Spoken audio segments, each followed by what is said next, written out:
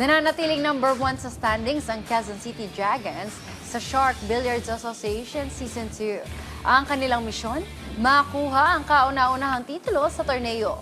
Yan ang report ni si May Jamaica Bayaka.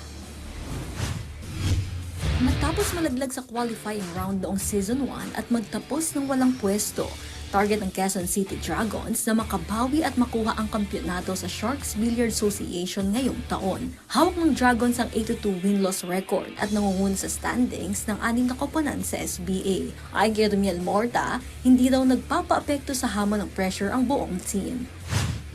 Hindi naman kami nape-pressure kasi yung mga ka-teammate ko, maayos naman sila lahat. Bali, sabi naman nung team owner namin, enjoy lang namin yung game para mailabas namin yung potential ng laro namin. Puspusan ang kanilang paghanda at pagpapatibay ng mas malalim na chemistry na anilay itinuturing na susi para makamit ang tagumpay.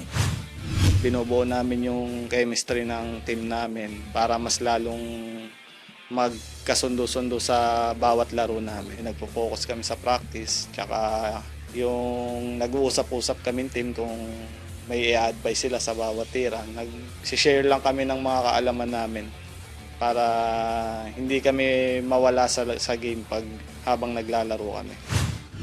Naniniwala ang 33 anyos at natitirang returning player ng team na malaking bentahe ang kanilang mga international stints kaya't wala raw silang kinatatakutang koponan ngayon sa SBA. Kasama ni Morta ang 2 rookie na sina John Garde at Alvin Asedera at 3 transfers si Tristan De Ocareza, Baset Mokaibat at ang kanilang team captain na si Edgy Geronimo. Pero may isa pa raw surpresang manlalaro ang koponan na dapat abangan sa kanilang mga laro. Sasabak sila sa week-long battle hanggang February 6 laban sa Makati Titans, habang haharapin naman nila ang Negros Occidental Pillars sa February 16 sa qualifying round. Ini-invite ko kayo na manood sa February 2 dito sa SBA Sharks Arena. Maglalaro na po uli ang Team QC Dragon.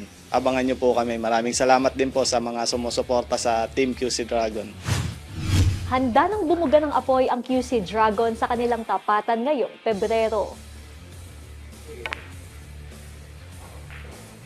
Jamaica Bayaka para sa atletang Pilipino, para sa bagong Pilipinas.